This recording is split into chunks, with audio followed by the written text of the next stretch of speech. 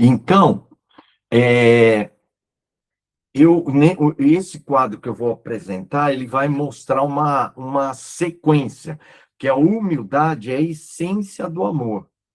Então, eu mostrei em 1 Coríntios 13 que o amor, ele tem como essência a humildade, porque o amor não se ensoberbece, não se ufana, não se exalta, não busca os seus próprios interesses e tal. Então, você analisando praticamente todas as definições ali de amor tem a ver com humildade.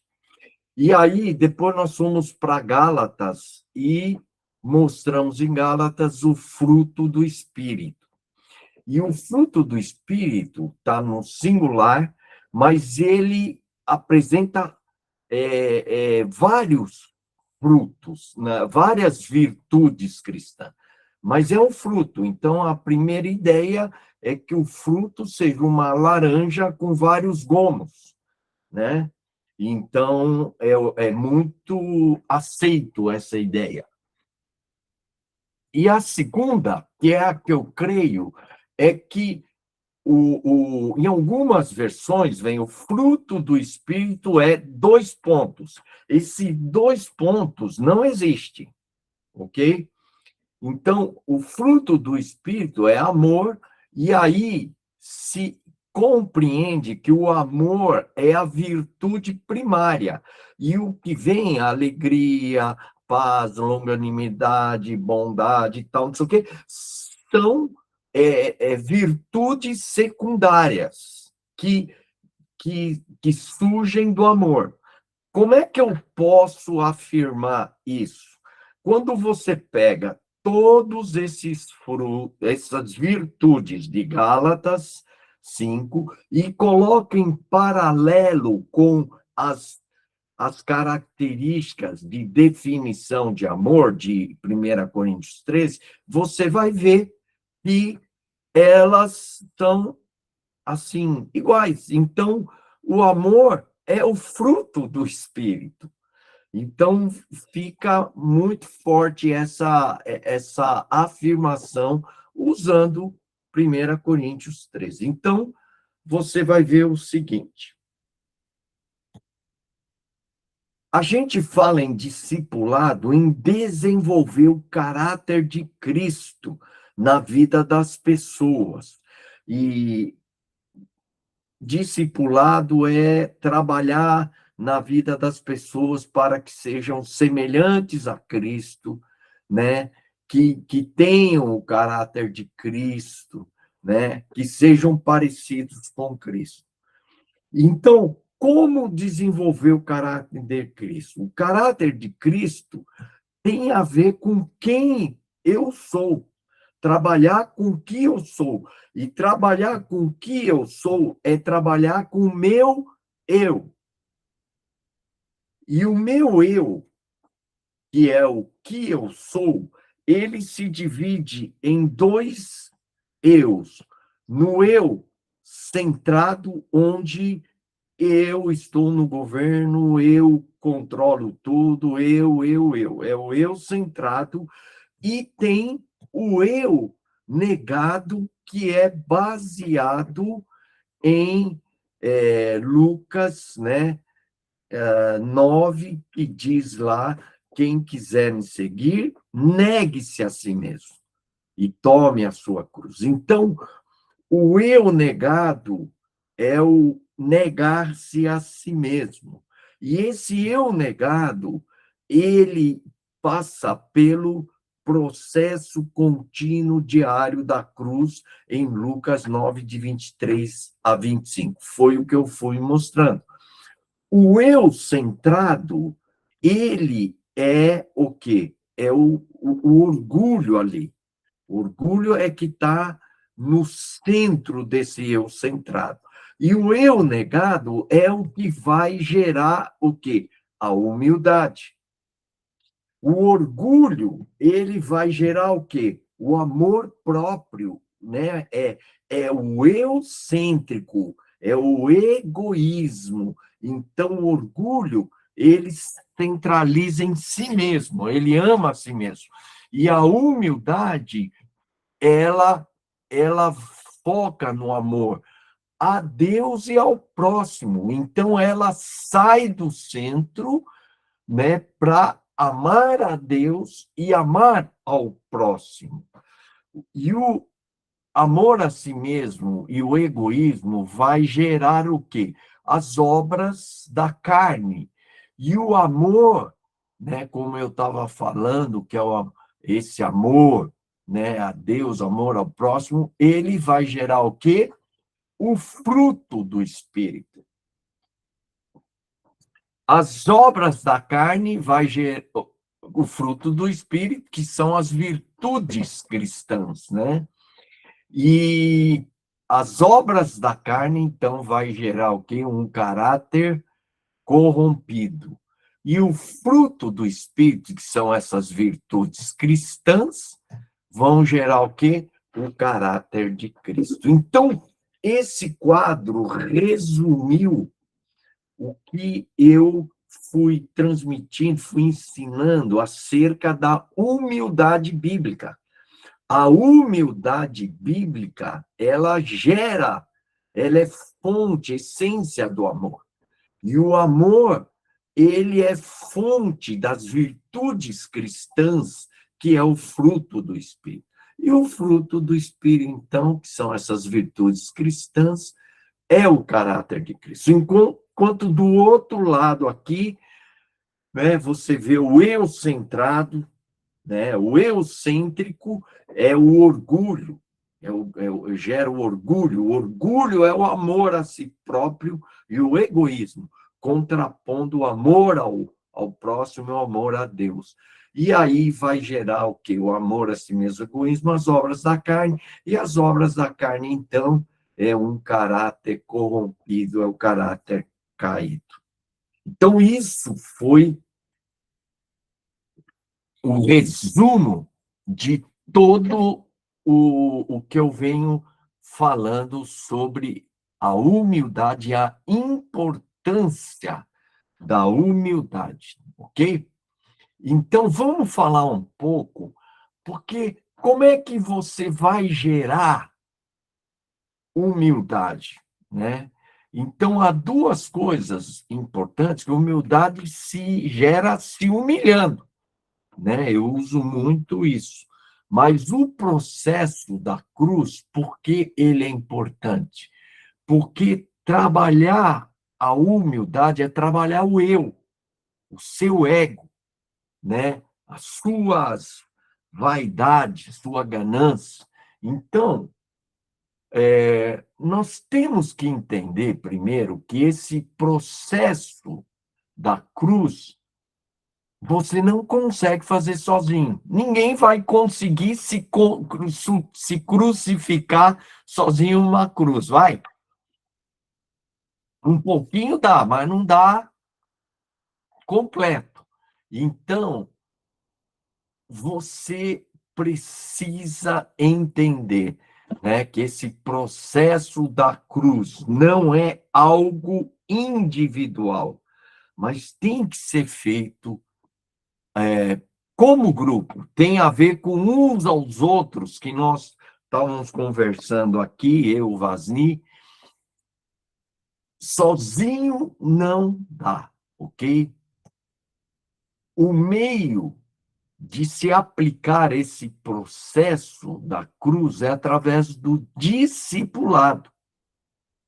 Por quê? Você sozinho, você não consegue enxergar certas coisas, né? E trabalhar certas coisas na sua vida. É muito difícil, né? Que nem o crucificar, você consegue até um ponto, mas tem muita coisa na sua vida que é difícil você trabalhar em você. Então, o discipulado, ele passa a ser uma coisa fundamental nesse processo da cruz, ok? Só que eu quero mostrar para vocês uma visão de discipulado bíblico, e eu vou explicar. Há três tipos de discipulado básico, tá? O discipulado de cognição. é aquele que foca principalmente no ensino de conteúdos bíblicos, doutrinas, princípios, conceitos, e depende muito de materiais. Então, quando a pessoa vai pensar em discipulado, o que eles pensam? Vão dar o material.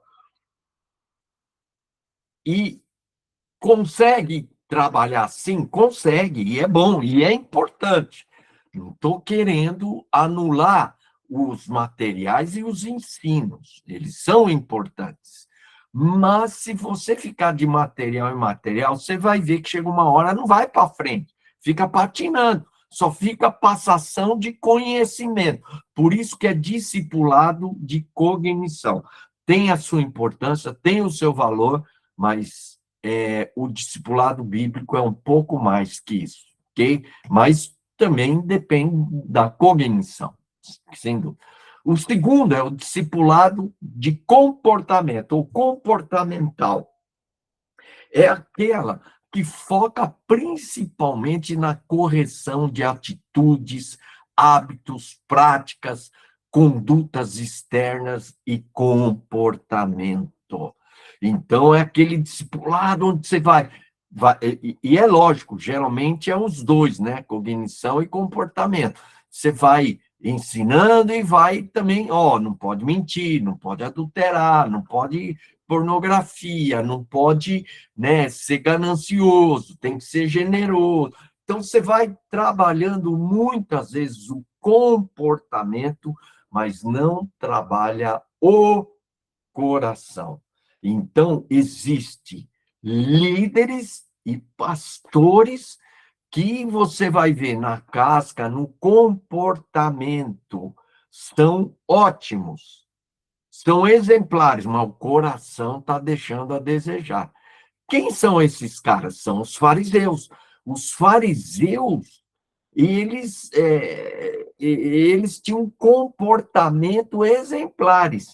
Era o que Jesus falava, sepulcro caiado, bonito, né? Caiado, era um sepulcro pintado, né? Uma sepultura pintado de cal. Então ficava bonito, branco, tal.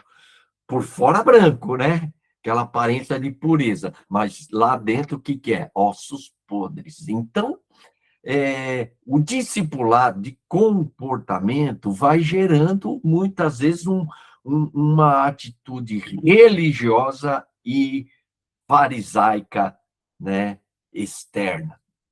Então, o que eu estou querendo trabalhar é essa visão de discipulado mútuo, que é uma visão mais horizontal. Os dois discipulados, eles são trabalhados numa visão muito vertical. Eu discipulo o Benê discipula o Vasni discipula o Berté, então vai nessa sequência, né, vertical, e até lembra um pouco hierárquica, né? E aquela ideia, os meus discípulos, né? O discipulado mútuo, ele é mais horizontal e é focado na mutualidade, é o uns aos outros, né? Aonde nós desenvolvemos a vida de corpo, que eu tenho explicado para vocês, a interdependência. Então, são três palavras importantes: dependência, independência e interdependência. Então, como é que a gente faz? O dependente não é tão legal, porque a pessoa, no início, ela tem que ser dependente, porque ela é uma criança, um bebê recém-nascido, né, um novo nascido, né, um neófito. Então, ele precisa de ser tratado e cria uma certa dependência aí. Mas não é legal ficar dependente, não é bom. O independente também não é bom. O cara sozinho, ele tem que orar, ele tem que jejuar, ele tem que fazer o seu devocional, você tem que cuidar da sua vida para não pecar, e etc. Você sendo responsável pela sua vida individualmente. Então, isso é o que acontece com a maioria dos cristãos, e muitos de vocês aí estão vivendo isso. São pastores e não dependem de ninguém. Pode até dizer, não, tem a minha cobertura, a minha supervisão, tem um pastor a quem eu presto conta, mas esse presto conta aí é muito pro forma, é uma vez por mês, né? E fica superficial. Então, em um mês aconteceu tanta coisa que o cara nem vai lembrar. Então, existem essas coberturas, essas prestações de contas, mas a interdependência é que eu preciso de você, e você precisa de mim. Eu dependo de você e você depende de mim. Então, é uma metanoia que precisa acontecer nas nossas vidas.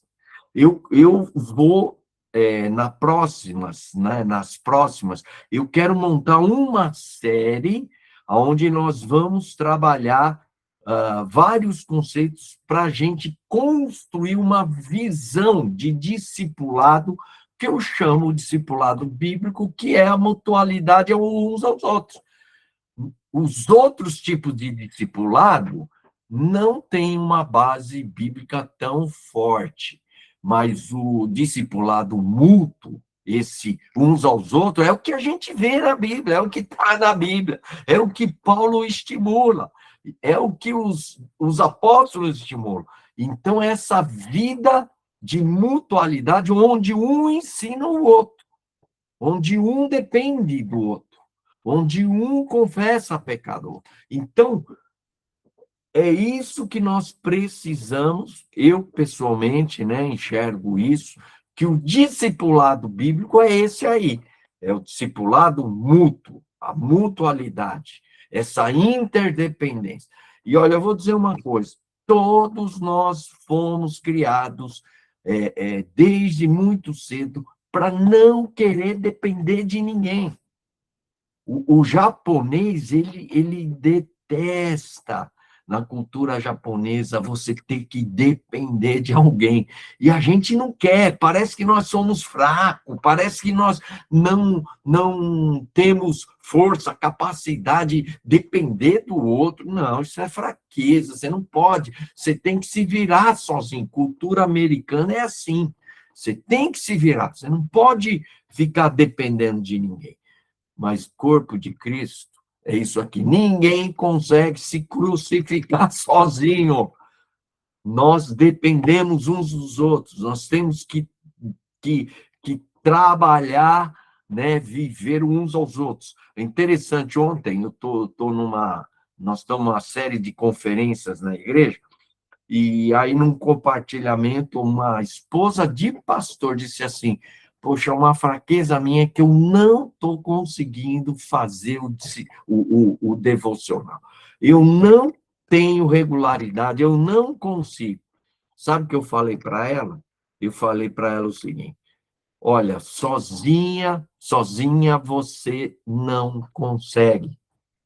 Você precisa se juntar com outras duas irmãs e começarem a fazer juntos. Querer viver a vida cristã sozinho não dá. E olha, irmãos, nós estamos querendo viver vida cristã sozinhos. E isso não existe. Corpo está interligado. A mutualidade é fundamental. Resgatar essa vida de corpo. Como é que nós vamos resgatar essa vida de corpo? Porque ser corpo é interdependência. Como é que nós vamos resgatar? Discipulado mútuo.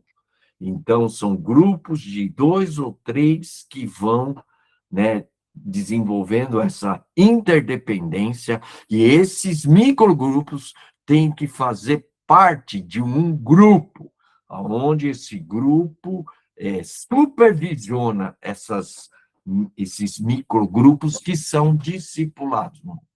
Ok, irmãos? Então, isso aqui nós vamos começar a estudar a partir da semana que vem. Eu quero desenvolver uma série e nós vamos começar primeiro fundamentando, né, alguns pontos, né?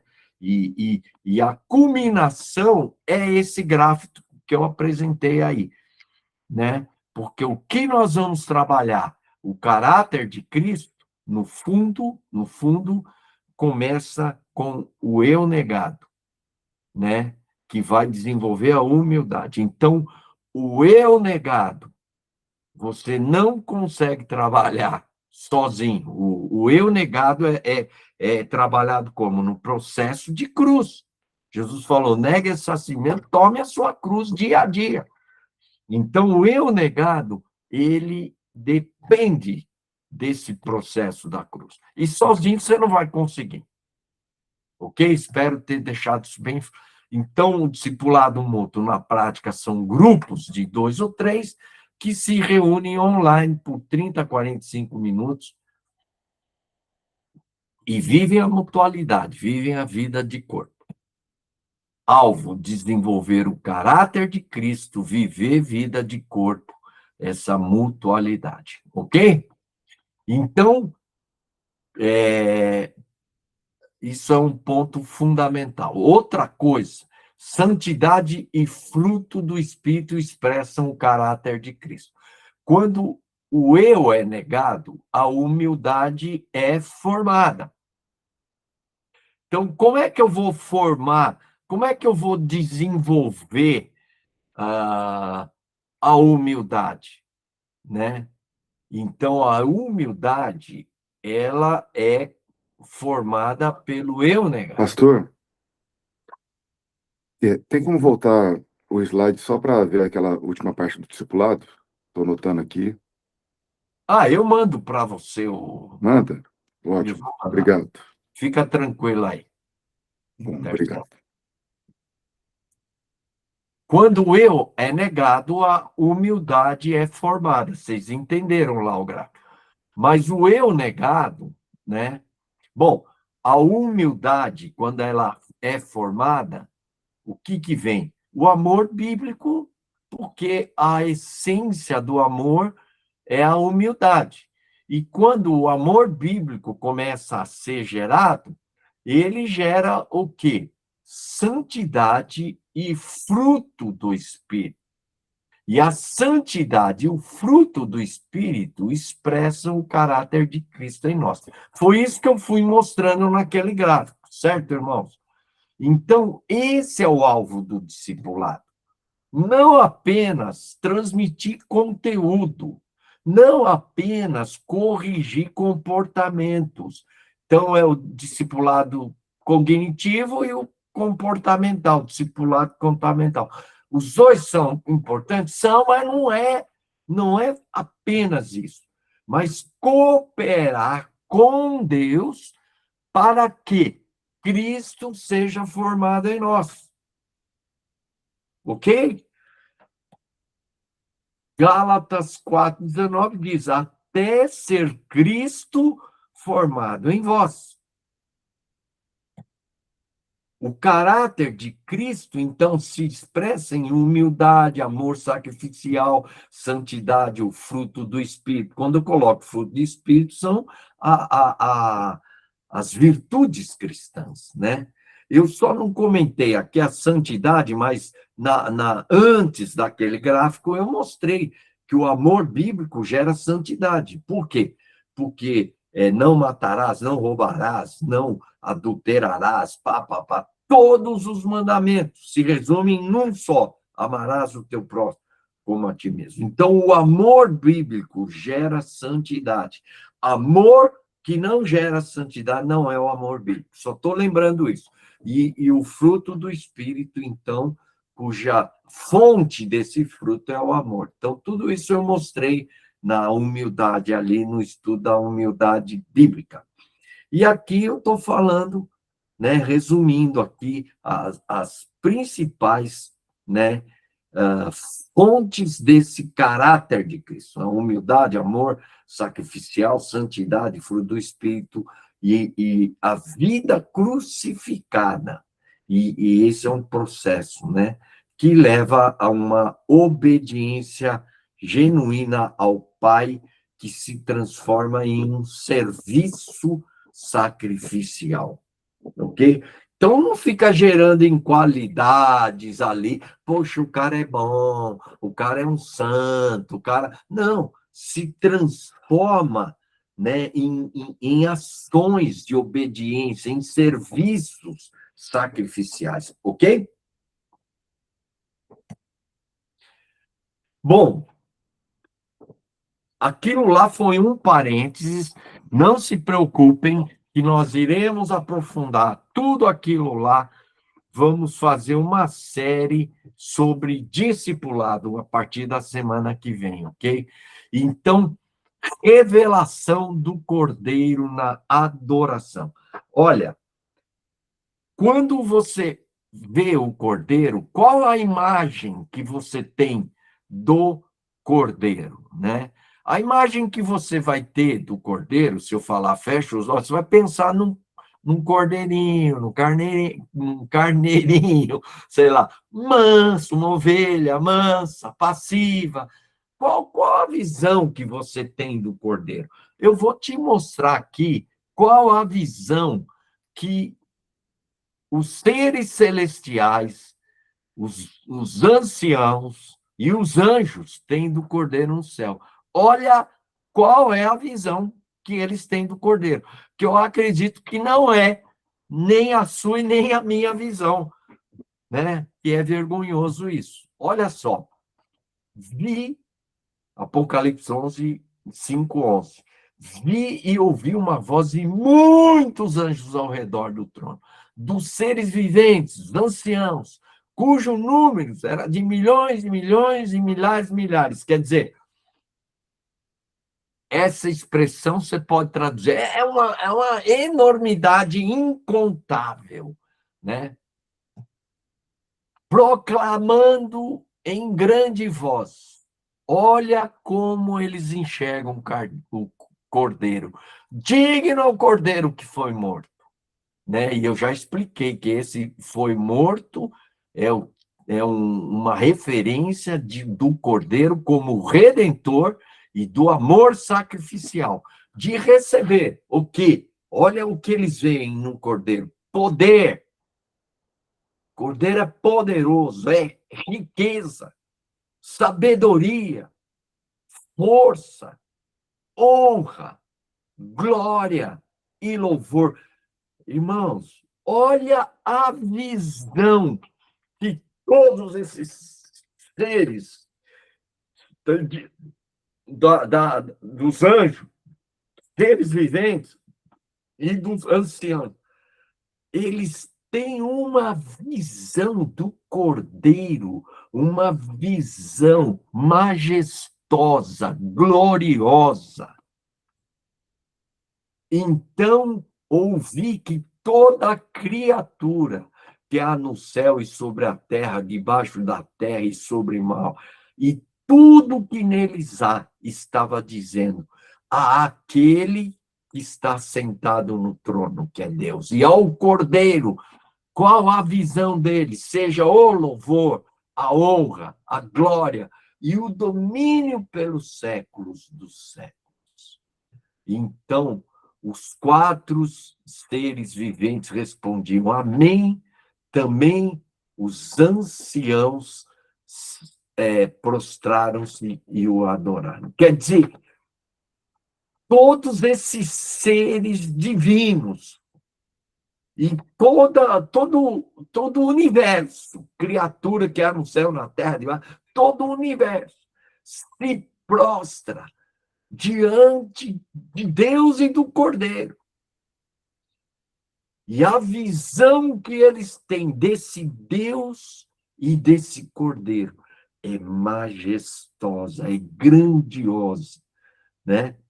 Então, na adoração feita pelos anjos, seres viventes, os anciões, na sala do trono, podemos ver o Cordeiro sendo exaltado pelo quem ele é.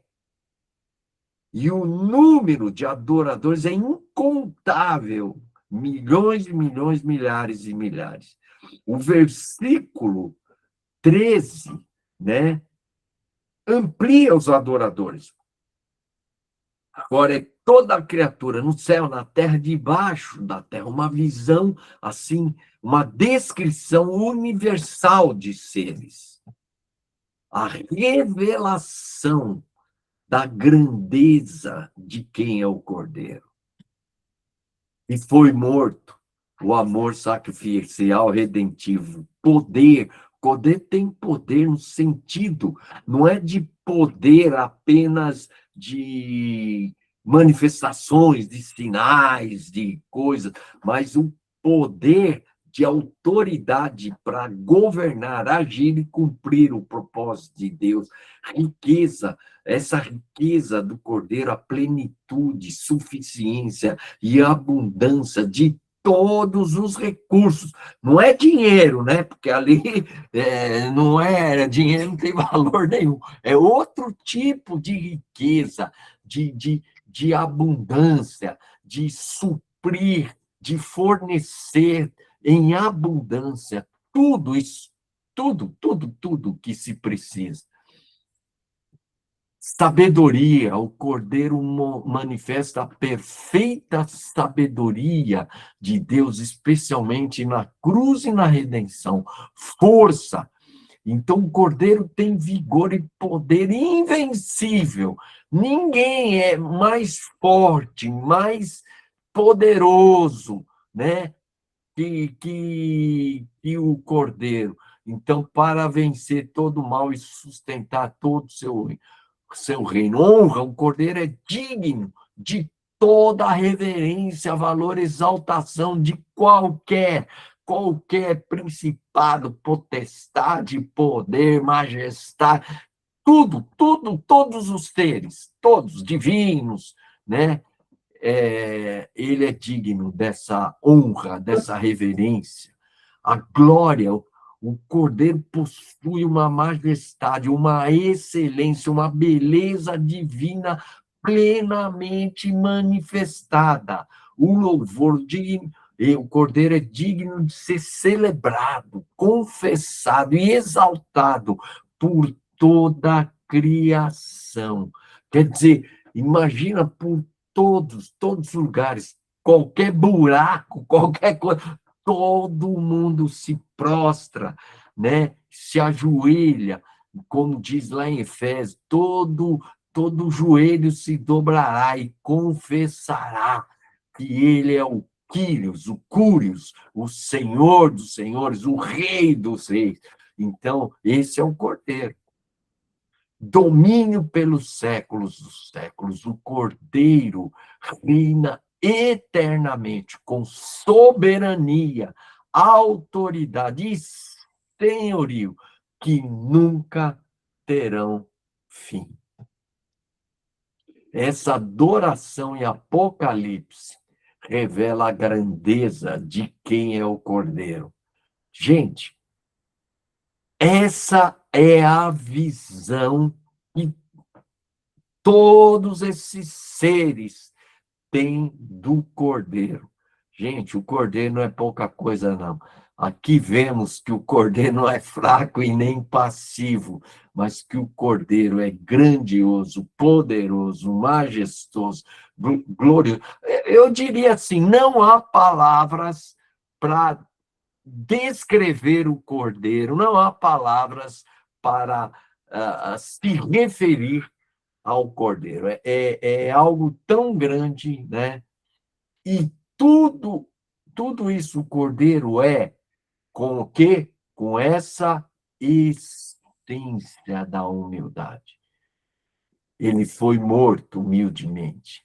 Ele tem um poder humilde, uma riqueza humilde, uma sabedoria humilde, uma força humilde, uma honra humilde, uma glória humilde, um louvor humilde, um domínio pelos séculos dos séculos humilde.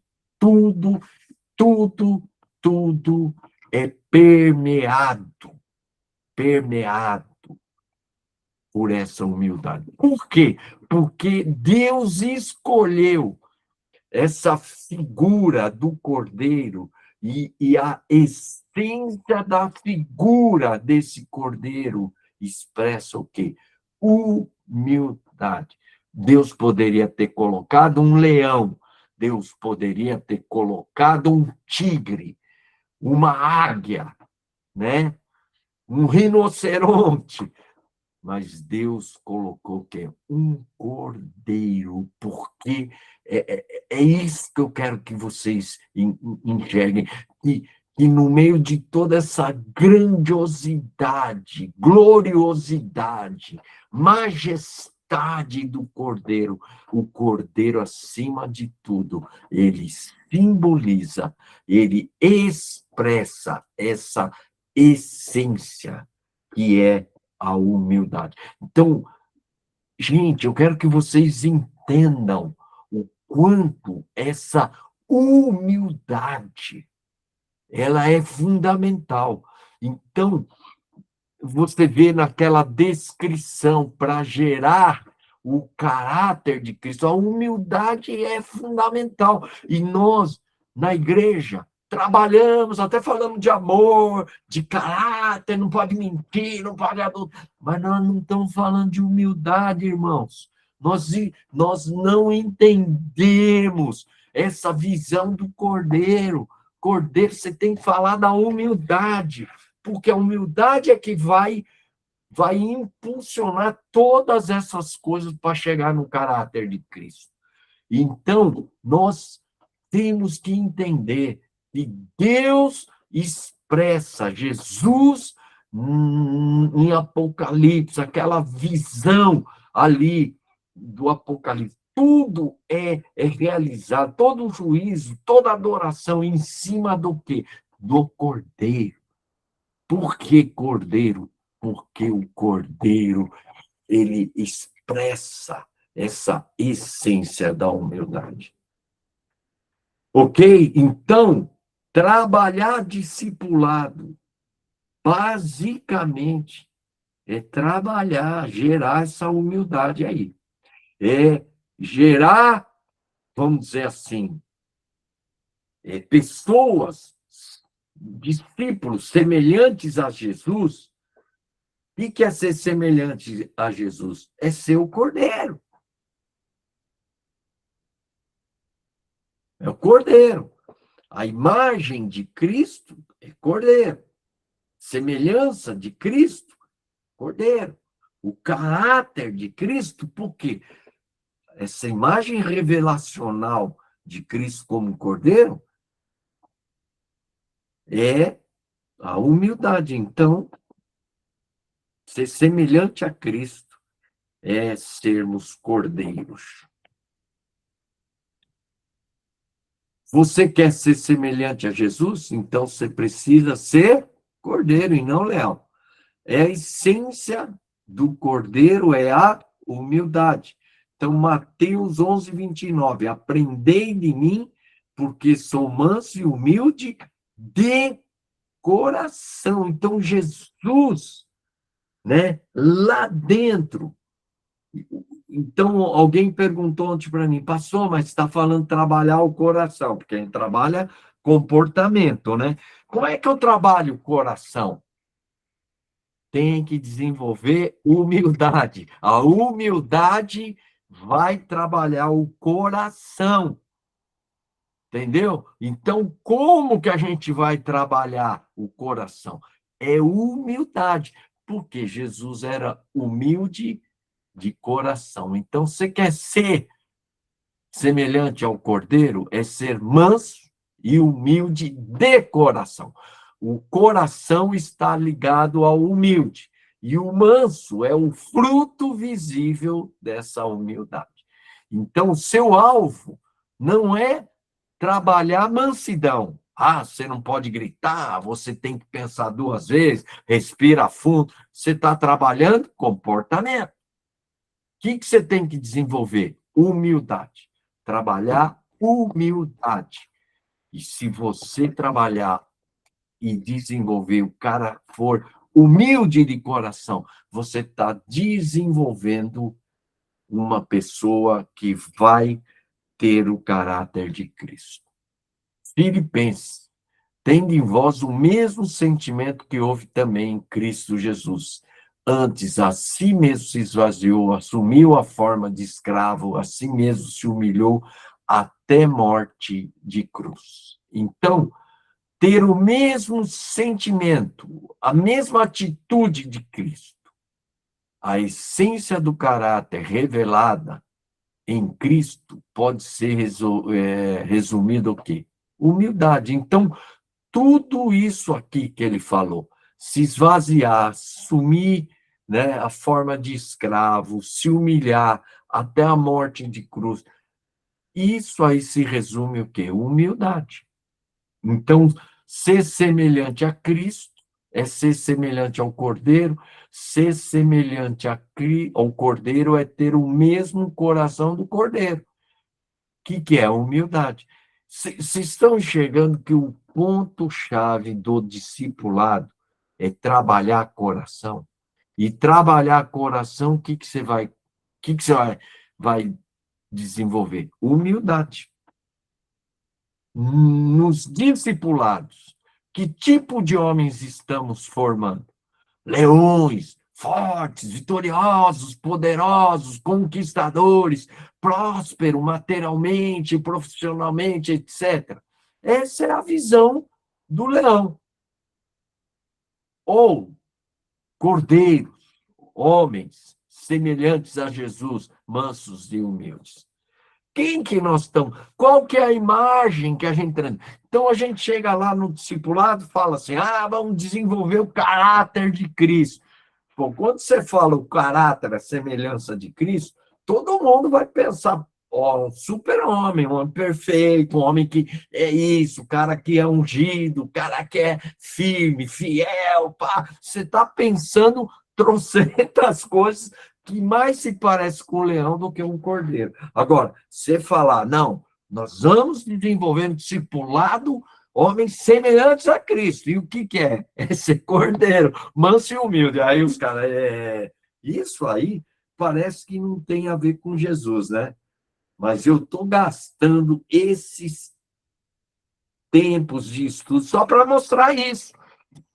O foco do discipulado é isso aqui. É homens mansos e humildes.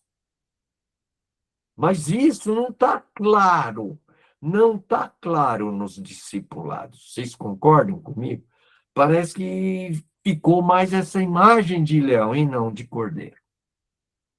Então, agora nós vamos entrar na teologia do leão e a teologia do cordeiro. O termo, definindo o termo teologia do leão segundo o mundo, que tem que definir, né? Isso aí não sei se já alguém colocou, mas é eu que estou colocando. Primeiro, essa teologia do leão não é uma teologia que nega Jesus como o leão da tribo de Judá, que é um título messiânico verdadeiro e bíblico. Então, deixar isso claro. Jesus é o leão da tribo de Judá, ponto final. Mas o problema é que surgiu uma teologia que eu estou chamando de teologia do leão segundo o mundo. É uma distorção que penetrou no pensamento e na teologia cristã. Quer dizer, que penetrou dentro da igreja. Essa teologia do leão segundo o mundo é uma teologia que enfatiza uma mentalidade que nós, cristãos, somos como o leão segundo o mundo. Por que segundo o mundo? É a visão cultural que a igreja tem do leão e que o mundo tem. O leão, ele é o forte, o conquistador, o poderoso, o vitorioso. Então entrou esse pensamento, né, que se transformou num ensino, né, de que nós cristãos somos leões. Então, bandeira com leão, símbolos do leão. Eu fui no Ministério de Cura e Libertação, que na sala de oração ali tem um leão ali, né? Um leão ali, mas cordeiro não tem. Por quê? Porque penetrou, você é vitorioso, você vai conquistar, né? Então, é essa a ideia da teologia do leão. E o que é a teologia do cordeiro, segundo a palavra? A teologia do cordeiro, segundo a palavra, se refere à revelação bíblica, especialmente em Apocalipse, onde Cristo é revelado como o cordeiro. Em Apocalipse 5:6, o ancião anuncia o leão, né? O leão da tribo de Judá que venceu, né? E que é digno de abrir o livro com 7 selos. Mas quando João olha, ele vê um cordeiro. Então, a visão não nega o leão. E ela, o que ela faz? Ela revela quem que é esse leão. Quem que é o leão da tribo de Judá? O leão é cordeiro. E é isso que as pessoas não entenderam. O leão não é leão. O leão, ele é o cordeiro. Rapaz, isso dá um nó na cabeça de todo mundo, irmãos. Porque leão, para o pessoal da igreja, é o leão, que é conquistador, que é forte, que é o vitorioso, né? Então, mas Apocalipse revela que o leão não é leão, o leão é o cordeiro. Ai, ai, ai. Parece até pegadinha isso, né? Então, por isso que essa teologia que nós cristãos devemos ser semelhantes ao cordeiro, que é o caráter manso e humilde, e não leão, no sentido mundano de autoexaltação, poder e conquista, ok? Então, essa teologia do cordeiro, ela enfatiza que nós devemos ser semelhantes ao cordeiro. E ser semelhante ao cordeiro é ter esse caráter manso e humilde de coração. E não leões no sentido mundano, de alta exaltação e poder. Então, essa teologia revela que Jesus é um cordeiro desde sempre e para sempre. É a teologia do leão segundo o mundo é a teologia centrada no eu, no ego, na autoafirmação, na exaltação pessoal, na força, na conquista, no domínio, no sucesso, na prosperidade e no amor a si mesmo. Gente, quando eu estou colocando essas coisas, o que essa teologia do leão, que penetrou dentro da igreja, ele não vai falar diretamente tudo isso que eu estou falando, que é a centralização do eu. É uma coisa tão sutil que, nessa teologia do leão, ele, sem perceber, ela vem centrando o seu eu, o seu ego, a sua autoafirmação. Então, é uma coisa sutil. Essas coisas que eu coloquei aqui não é velado. Ela não vem assim clara, mas de uma forma sutil é isso que ela vai centralizar. Então ela diz assim: eu sou forte, eu sou vencedor, eu vou conquistar o melhor, vou comer né, do melhor da terra, eu vou prosperar, eu vou dominar, eu sou cabeça e não cauda, eu nasci para reinar. Então você vê que a ênfase é eu sou, eu sou, eu vou, eu vou. Então, o centro aqui não é Cristo, mas é o homem.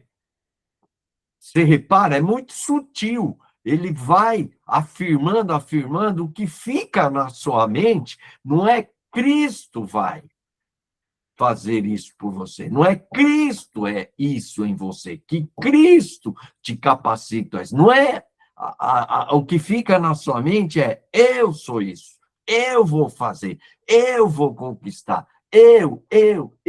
Então não é Cristo, mas é o homem. Não é a cruz, mas é a realização pessoal. Não é a negação do eu, é a exaltação do eu, é o oposto da cruz, é o oposto da negação do eu, é a exaltação do eu. Então, a essência da teologia do leão segundo o mundo é o orgulho e o amor a si próprio. É sutil, irmãos, mas isso que penetrou nessa teologia do leão dentro da igreja é sutil, ela trabalha essas duas coisas aí. A teologia, aí é um contraste, segundo do Cordeiro, segundo a palavra, é a teologia centrada em Jesus, na cruz, na negação do eu, na obediência, na humildade, no amor sacrificial e na fidelidade de Deus. Essa é a teologia do Cordeiro. Ela diz: negue-se a si mesmo, tome a sua cruz, siga a Cristo, morra para o eu, viva para Deus e para os outros, perca a vida por amor de Jesus, vença pelo sangue do Cordeiro. O centro não é o homem, mas Cristo. Não é o ego, mas a cruz. Não é conquistar para si, mas entregar-se por amor. Então, a essência da teologia do Cordeiro, segundo a palavra, é humildade e amor sacrificial. Do leão é o orgulho, que se contrapõe à humildade, e o amor a si próprio, e que se contrapõe ao amor sacrificial. Então, teologia do leão e a teologia do cordeiro. Então, aqui, do leão, você quer subir, você quer crescer, e a do cordeiro, você tem que descer. Do leão, você quer aparecer, e no outro você quer servir. Num você quer dominar, no outro você quer obedecer. Um é possuir, conquistar, o outro é sacrificar-se. Um é viver para si, outro é morrer para si. Vencer para si, viver para Cristo, né? Então, esse é o contraste. A teologia do leão exalta o eu, o outro crucifica o eu e exalta Cristo. Alimenta o ego, o orgulho e o amor próprio, produz o amor sacrificial. Forma pessoas fortes para si mesmas, força pessoas quebrantadas, humildes e cheias de amor, parecidas com Jesus. Então, a teologia segundo o mundo foca na conquista, no poder, no sucesso, na prosperidade terrena e na ideia de só bênçãos, só vitórias, sem a centralidade da cruz. Cruz é diária, né? Aquilo lá. Coloco eu no centro, mede sucesso por resultados imediatos, substitui os valores do reino pelos valores do mundo. Declara, eu sou isso, eu sou aquilo em Cristo, mas a ênfase é no eu sou e não em Cristo. Exemplos práticos. Eu tomo declaração, né? Vocês devem ter ouvido muito isso aí. Eu ouço muito, eu vou nas igrejas, aí eu vejo, eu tomo posse, eu determino, eu sou filho do rei, esse ano será o meu ano, é o meu ano, eu vou comer o melhor da terra. Então, irmãos, é muita ênfase no eu e pouca ênfase no que sou em Cristo e negar-se a si mesmo. A ênfase em liderança forte, mas pouca em ser humilde e prestar contas. Igrejas que celebram crescimento focam no crescimento e não no amor e na disposição para sofrer com os fracos e necessitados. Eu já ouvi os caras dizer, não, porque focar em números, né? Aí ele diz assim, que alguns criticam que está focando no crescimento, mas cada número é uma alma que nós estamos conquistando para Jesus. Só que, no final, não fica focando nas almas, acaba se focando no crescimento mesmo, né? E não no amor. Então, é sutil, é sutil. Existe a teoria, mas a prática é o seguinte: vamos crescer. O amor não é tão importante. Então, nesse processo, né, que vieram de igrejas em células de crescimento, os caras não têm paciência para trabalhar com gente problemática, né? Por quê? Porque eu tenho a minha meta. Então eu vejo, se você não está querendo ganhar outros, né, tal, não sei o quê, eu largo você, eu vou para esse, que esse cara é mais frutífero. Então eu tinha um cara que estava na minha igreja e ele era membro de uma igreja em célula. E aí ele tinha um dom de serviço. Ele vinha sempre antes, arrumava toda a igreja, colocava tudo, todas as coisas. Ele tinha esse dom de servir, uma alegria de servir. E ele não era um evangelista e não ganhava pessoas. E o líder dele ficou pressionando, não, você tem que ganhar 2 esse mês, você tem que ganhar uma pessoa, e foi pressionando, pressionando ele. E aí ele chegou, falou assim, ó, eu vou sair da igreja, que não estou me sentindo bem e tal. O cara amaldiçoou ele, né? Amaldiçoou ele. Então, eu fico vendo que igrejas em células, sabe quem vai bem? Quem tem dom de evangelismo, quem tem dom de vamos dizer, de de pregar, de ganhar pessoas. Tem certos dons, agora não estou lembrando, mas alguns dons aí vão se dar melhor na igreja em célula. Mas quem tem dom de misericórdia e de serviço é difícil, viu? Porque o cara que tem dom de misericórdia, ele não vai pegar um cara aí e ficar 1 ano, 2 anos. Eu lembro de um cara que ele se tornou um líder na minha igreja lá em Pompeia. E ele falou assim que se não fosse a paciência e o amor de um irmão que ficou 2 anos trabalhando com ele, ele levou 2 anos para se converter e ficar firme na igreja. Ele falou, se o cara não tivesse gastado 2 anos na minha vida, eu nunca estaria aqui. Então, é isso aí. Às vezes você precisa gastar tempo.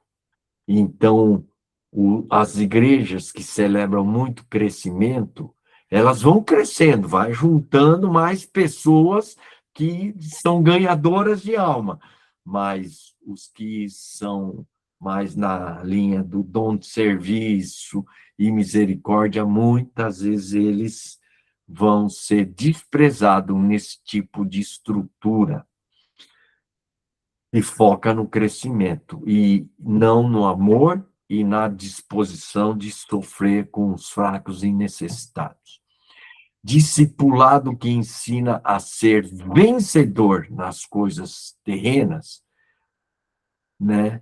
Mas não a dar a vida, se sacrificar e sofrer pelos irmãos, né? Que é a essência do Cordeiro. Então, é esse o tipo de discipulado nessas igrejas, né, focada em leão, teologia do leão, conquista, espiritualidade centrada em receber de Deus e não se parecer com Cristo.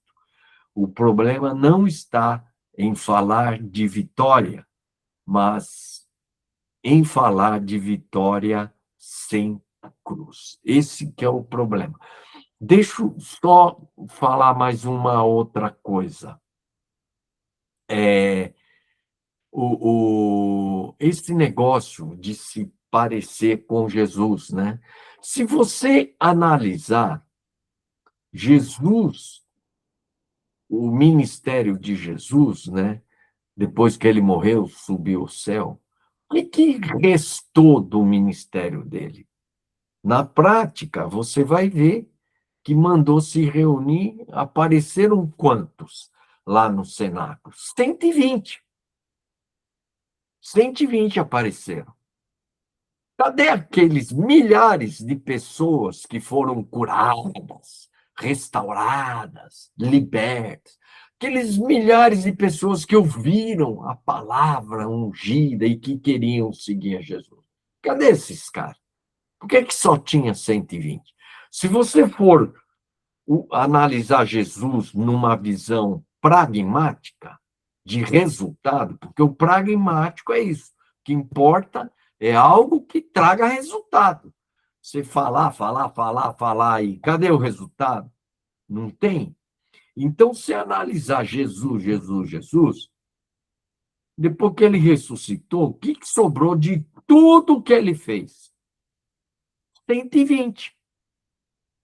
Aí você vai dizer, é muito pouco, né? Pô, Jesus já devia ter lançado uma base da igreja de 20 mil, de 30 mil, de 50 mil, de 100 mil pessoas.